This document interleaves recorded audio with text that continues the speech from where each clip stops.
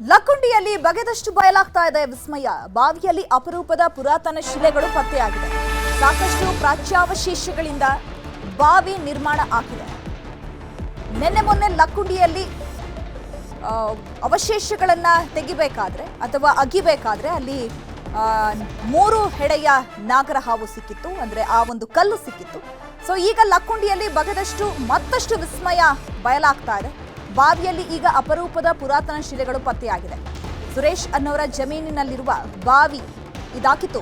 ಗೋಪುರ ಮಾದರಿ ಶಿಲೆ, ಕಲ್ಯಾಣ ಚಾಲುಕ್ಯರ ಆನೆ, ಒಂಟೆ, ಯುದ್ಧದ ಶಿಲೆಗಳಿಂದ ಬಾವಿ ಈಗ ನಿರ್ಮಾಣ ಆಗಿದೆ. ನರಸಿಂಹಮೂರ್ತಿ ಚಕ್ರ ಸೇರಿದಂತೆ ಹಲವು ವಸ್ತುಗಳು ಪತ್ತೆಯಾಗಿದೆ. ಸಾಕಷ್ಟು ಪ್ರಾಚ್ಯಾವಶೇಷಗಳಿಂದ ಈ ಬಾವಿಯನ್ನ ನಿರ್ಮಾಣ ಮಾಡಲಾಗಿತ್ತು ಅಂತ ಅನ್ಸುತ್ತೆ. ಹಾಗಾಗಿ ಸಾಕಷ್ಟು ಅವಶೇಷಗಳು ಈಗ ಪತ್ತೆ ಆಗ್ತಾ ಇದೆ. ಲಕ್ಕುಂಡಿ ಗ್ರಾಮದಲ್ಲಿ ಎಲ್ಲಂದ್ರಲ್ಲಿ ಸಿಗ್ತಾ ಇದೆ ಪ್ರಾಚ್ಯಾವಶೇಷಗಳು. ಗ್ರಾಮಸ್ಥರು ಕೂಡ ಸತತವಾಗಿ ಹೇಳ್ತಾ ಇದ್ರು, ಅವ್ರು ಯಾವ ಸ್ಥಳದಲ್ಲಿ ಉತ್ಖನನ ಮಾಡೋದಕ್ಕೆ ಹೇಳ್ತಾ ಇದ್ರು, ಆ ಉತ್ಖನನ ಜಾಗದಲ್ಲಿ ಸಾಕಷ್ಟು ಅವಶೇಷಗಳು ಸಿಕ್ಕಿತ್ತು.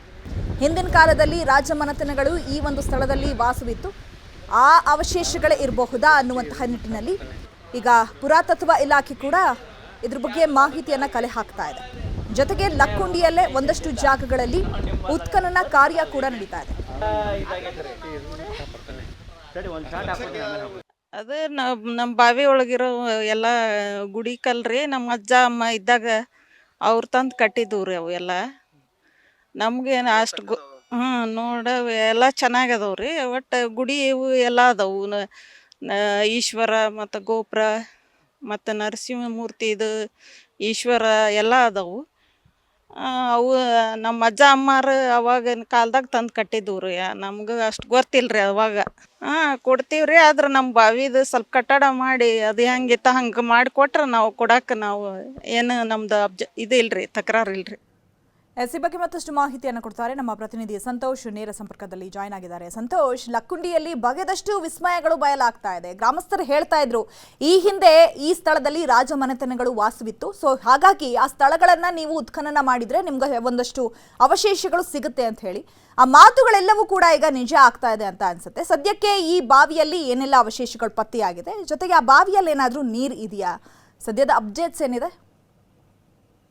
ಹೌದು ಚೈತ್ರ, ಗದಗ ಜಿಲ್ಲೆ ಲಕ್ಕುಂಡಿ ಗ್ರಾಮದಲ್ಲಿ ಕೂಡ ಏನು ಬಾವಿಯಲ್ಲಿ ಈಗಾಗಲೇ ಪ್ರಾಚ್ಯ ಅವಶೇಷಗಳು ಕೂಡ ಪತ್ತೆ ಆಗ್ತದೆ. ಅದರಲ್ಲೂ ಕೂಡ ಲಕ್ಕುಂಡಿ ಐತಿಹಾಸಿಕ ಹಿನ್ನೆಲೆ ಹೊಂದಿರತಕ್ಕಂಥದ್ದು. ಇಲ್ಲಿ ಲಕ್ಕುಂಡಿಯ ಗತವೈಭವ ಸಾರುವಂತಹ ಸಾಕಷ್ಟು ಪ್ರಾಚ್ಯ ಅವಶೇಷಗಳು ಕೂಡ ಆ ಬಾವಿಯಲ್ಲಿ ಪತ್ತೆ ಆಗೋದು. ಅದು ಕೂಡ ಸುರೇಶ್ ಅಬ್ಬಿಗೆರೆ ಅಂತಕ್ಕಂಥ ರೈತನ ಒಂದು ಜಮೀನಲ್ಲಿರ್ತಕ್ಕಂಥ ಬಾವಿ. ಸುಮಾರು ಇದು 30ರಿಂದ 40 ಅಡಿ ಆಳ ಇದೆ. ಈಗಾಗಲೇ 25ರಿಂದ 30 ಅಡಿಯಷ್ಟು ನೀರಿದೆ. ಆ ನೀರು ಇರ್ತಕ್ಕಂತಹ ಬಾವಿಯಲ್ಲಿ ಸುಮಾರು 25ಕ್ಕೂ ಹೆಚ್ಚು ಪ್ರಾಚ್ಯ ಅವಶೇಷಗಳನ್ನು ನಾವು ಅಲ್ಲಿ ಕಾಣಬಹುದು. ಯಾಕಂದ್ರೆ ಅಲ್ಲಿ ಒಂದು ದೇವಸ್ಥಾನದ ಒಂದು ಮಂಟಪ ಏನಿದೆ, ಆ ಮಂಟಪ ಆಕಾರದ ಒಂದು ಶಿಲೆ ಇದೆ. ಅಲ್ಲಿ ಉಗ್ರ ನರಸಿಂಹನ ಒಂದಷ್ಟು ಕಲಾಕೃತಿಯನ್ನ ನಾವು ಅಲ್ಲಿ ಕಾಣಬಹುದು.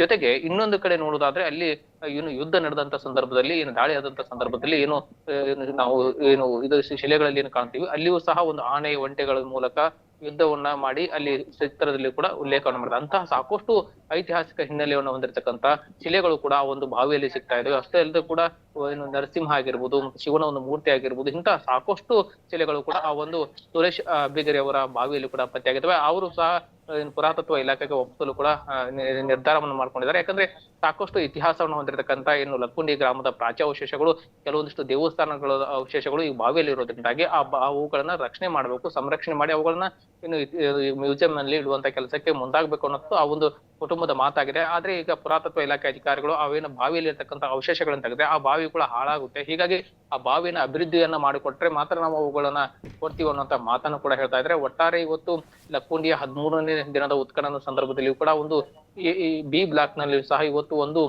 ಹಾವು ಕೂಡ ಪತ್ತೆಯಾಗಿತ್ತು. ಅದು ಜೀವಂತ ಹಾವು, ಅದು ರೆಸಲ್ ಕುಕ್ರಿ ಅಂತೀವಲ್ಲ, ಆ ಹಾವು ಕೂಡ ಪತ್ತೆಯಾಗಿತ್ತು. ಹೀಗಾಗಿ ಗ್ರಾಮಸ್ಥರು ಕೂಡ ಸಾಕಷ್ಟು ಅಚ್ಚರಿಗೆ ಒಳಗಾಗಿದ್ದಾರೆ. ಯಾಕಂದ್ರೆ ಇಲ್ಲಿ ಕಳೆದ 3 ದಿನಗಳಿಂದ ಇಲ್ಲಿ ಸಾಕಷ್ಟು ಹಾವಿನ ಅವಶೇಷಗಳು ಕೂಡ ಪತ್ತೆ ಆಗ್ತಾ ಇದಾವೆ. ಯಾಕಂದ್ರೆ ನಿನ್ನೆಯೂ ಸಹ ಒಂದು 3 ಹೆಡೆಯ ನಾಗರ ಸ್ಥಿತಿಗೆ ಕೂಡ ಪತ್ತೆಯಾಗಿತ್ತು. ಹೀಗಾಗಿ ಇಲ್ಲೇ ಒಂದು ಕಡೆ ಇಲ್ಲಿ ಕೋಟೆ ವೀರಭದ್ರೇಶ್ವರ ದೇವಸ್ಥಾನ ಮುಂಭಾಗದಲ್ಲಿ ಉತ್ಖನನ ಏನ್ ನಡೀತಾ ಇದೆ, ಈ ಸ್ಥಳದಲ್ಲಿಯೂ ಕೂಡ ಸಾಕಷ್ಟು ಸಂಪತ್ತು ಇರಬಹುದು. ಯಾಕಂದ್ರೆ ಇಲ್ಲಿಯೂ ಕೂಡ ಹಿಂದೆ ರಾಷ್ಟ್ರಕೂಟರಾಗಿರ್ಬೋದು, ಕಲ್ಯಾಣ ಚಾಲಕರಾಗಿರ್ಬೋದು ಸೇರಿದಂತೆ ಅನೇಕ ಅರಸರ ಮನೆತನಗಳು ಕೂಡ ಇಲ್ಲಿ ಆಳ್ವಿಕೆಯನ್ನ ಮಾಡಿದ್ದಾವೆ. ಹೀಗಾಗಿ ಈ ಒಂದು ಮುತ್ತು ರತ್ನಗಳನ್ನ ಇಲ್ಲಿ ಸಾಕಷ್ಟು ಇತ್ತು. ಹೀಗಾಗಿ ಇಲ್ಲಿ ಟಂಕಸಾಲೆ ಸಹ ಇತ್ತು.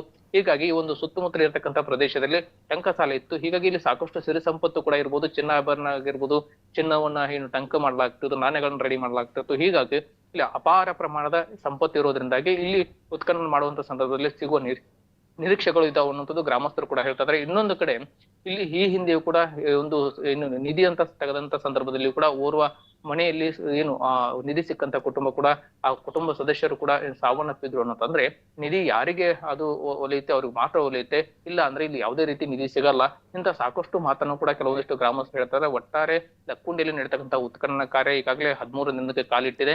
ಇವತ್ತು ಸಾಕಷ್ಟು ಅವಶೇಷಗಳು ಸಿಗ್ಬೇಕಾಗಿತ್ತು, ಆದ್ರೆ ಇವತ್ತು ಅವೊಂದಿಷ್ಟು ವಜ್ರ ಬಂಡೆಗಳನ್ನ ಕಲ್ಲಿನ ದೊಡ್ಡ ದೊಡ್ಡ ಬಂಡೆಗಳು ಇರೋದ್ರಿಂದಾಗಿ ಅಲ್ಲಿ ಸೂಕ್ಷ್ಮವಾಗಿ ಇವತ್ತು ಉತ್ಖನನ ಕಾರ್ಯವನ್ನ ಮಾಡಿದ್ದಾರೆ. ಇನ್ನು ನಾಳೆಯೂ ಸಹ 8 ಗಂಟೆಯಿಂದ ಸಾಯಂಕಾಲ 5 ಗಂಟೆವರೆಗೂ ಉತ್ಖನನ ಕಾರ್ಯವನ್ನು ನಡೆಯಲಿದೆ. ಆದ್ರೆ ಇಲ್ಲಿ ಉತ್ಖನನ ನಡೀತಕ್ಕಂಥ ಸಂದರ್ಭದಲ್ಲಿಯೂ ಕೂಡ ಮತ್ತೆ ಸಾಕಷ್ಟು ಏನಾದ್ರೂ ಪ್ರಾಚೀನ ಕಾಲದ ಅವಶೇಷಗಳಾಗ್ಲಿ ಅಥವಾ ಏನಾದ್ರು ಹಿಂದೆ ಅರಸ ಮನೆತನಗಳನ್ನು ಕೂತಿಟ್ಟಿರ್ತಕ್ಕಂಥ ಸಂಪತ್ತು ಏನಾದ್ರು ಸಿಗುತ್ತಾ ಅಂತೇಳಿ ಸಾಕಷ್ಟು ಕಾತುರದಿಂದ ಈಗ ಜನರು ಕೂಡ ಕಾಯ್ತಾ ಇದ್ದಾರೆ. Chaitra. Okay, thank you Santosh ತಮ್ಮೆಲ್ಲ ಡೀಟೇಲ್ಸ್ಗೆ.